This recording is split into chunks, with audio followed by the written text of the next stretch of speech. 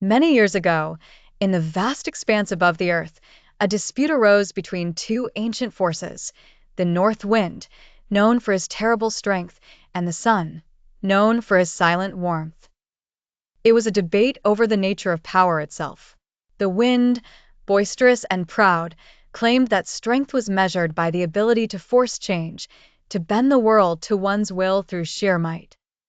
The Sun, radiant and patient, held a different view: that true influence flows not from coercion, but from presence. To settle their wager, they looked down upon a lone traveler navigating a winding road.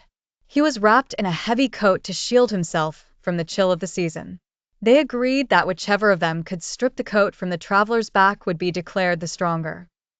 What unfolded was not merely a contest of elements, but a timeless lesson on the human heart, revealing why force creates resistance and how warmth alone possesses the key to unlocking the defenses of the soul. The North Wind, confident in his dominance, volunteered to go first. He believed the task was simple. If he could uproot ancient oaks and churn the oceans, surely he could strip a mere garment from a weary man. He drew a deep breath, his chest swelling with arrogance, and unleashed a gale upon the road below.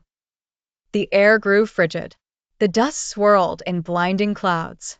The wind struck the traveler with the force of a battering ram, seizing the edges of the coat and flapping them violently.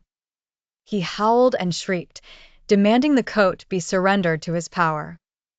But a curious thing happened. The harder the wind blew, the more the traveler resisted. He did not let go. Instead, he hunched his shoulders and gripped the fabric with white-knuckled determination. He pulled the coat tighter around his throat, doubling the folds over his chest. He muttered against the cold, his resolve hardening with every gust. The wind, enraged by this defiance, summoned rain and sleet, assaulting the man with ice. Yet the traveler only wrapped himself more securely, for the coat was his only protection against the assault. The more force the wind applied, the more essential the coat became to the traveler's survival. Finally, exhausted and defeated, the wind collapsed into a sullen breeze, having failed to remove the cloak. In the behavior of the traveler, one observes a profound psychological truth, known to scholars as reactance. When the human spirit feels its freedom threatened, or when it perceives an attempt to be controlled, it instinctively rebels. The coat is not merely a garment. It represents the defenses we construct, our arguments, our pride, and our guarded emotions. Consider the nature of conflict. When one is attacked with raised voices, harsh judgments, or demands for compliance, the immediate reaction is not submission, but self-preservation. Just as the traveler pulled his coat tighter against the freezing gale, a person under verbal or emotional attack will cling more tightly to their position. They will defend an error they know to be wrong, simply because to admit it would be to surrender to the storm. The wind made the error of confusing force with influence. He believed that if he made the environment hostile enough, the traveler would yield. But hostility breeds rigidity. In the face of judgment or aggression, the mind enters a state of siege. The logic is simple. I am under attack. Therefore, I must protect what is mine.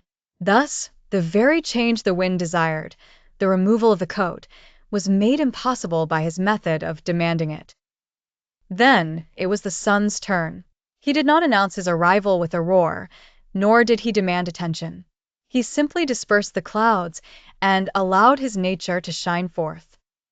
He cast his beams gently upon the earth, bathing the road in a golden, steady light. The air began to stillness. The frost melted from the grass. The traveler, still huddled and shivering from the wind's assault, felt the first touch of warmth on the back of his neck. It was not a demand, but an invitation. The sun did not pull at the coat. He changed the atmosphere surrounding the man. Slowly, the tension left the traveler's shoulders. He lifted his head. The warmth was pleasant, offering safety rather than a threat. As the sun continued to shine, persistently, brightly, but without force, the traveler began to feel that the heavy coat was no longer a shield, but a burden. Under the influence of the warmth, the traveler unbuttoned the coat.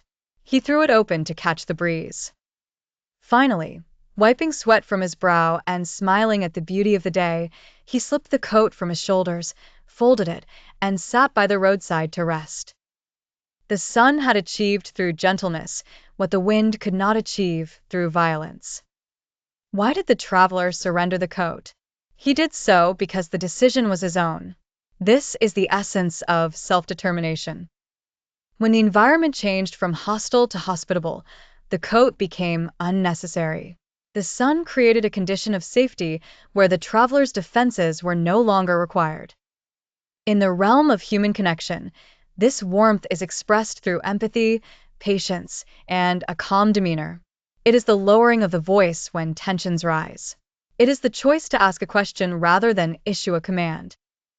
When a person feels heard and understood, when they feel the warmth of respect, their psychological need for the coat of defensiveness vanishes.